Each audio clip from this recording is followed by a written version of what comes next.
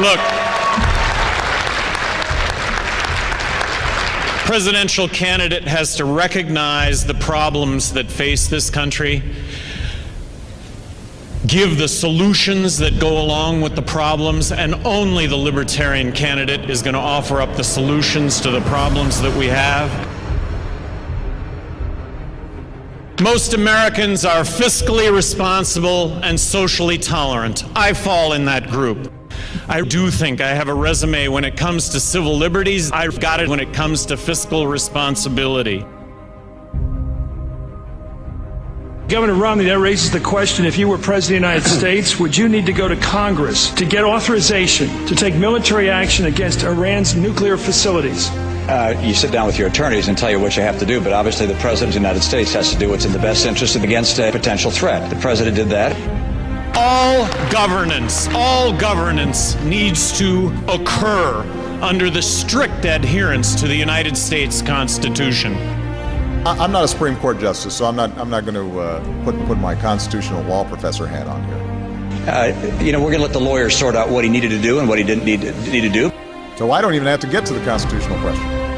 That if we have not gotten our troops out by the time I am president, it is the first thing I will do. I will get our troops home. We will bring an end to this war. I promise to end the war in Afghanistan. I promise to bring the troops home.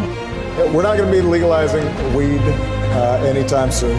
And if he had been busted under his laws, he would have done hard time. And if he had done time in federal prison, he would not be president of the United States. I promise to end the costly and ineffective war on drugs. Imagine a libertarian president challenging Congress to bring about marriage equality. Imagine a libertarian president challenging Congress to reduce impediments to free market. Imagine a libertarian president challenging Congress to repeal the Patriot Act.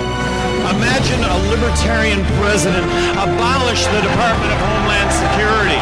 Imagine a libertarian president challenging Congress for meaningful immigration reform.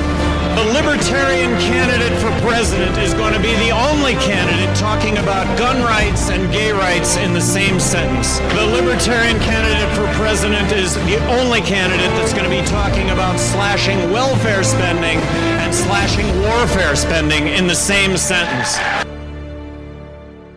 The change to me to be a libertarian is not a change. I have always been a libertarian.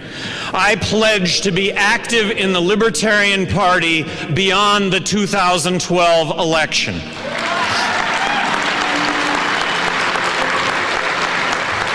Make no bones about it. The goal here is to win the election.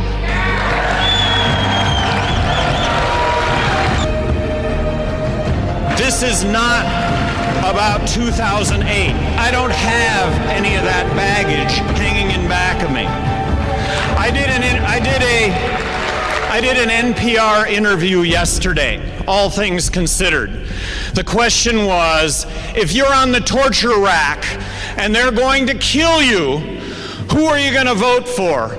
Mitt Romney or Barack Obama? My response was, look, I've climbed Mount Everest. I know what it is to hunker down and do what it takes. Take this to the bank. I would die.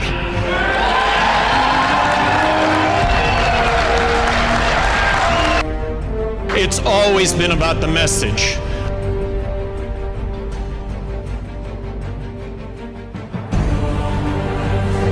The crowds are growing.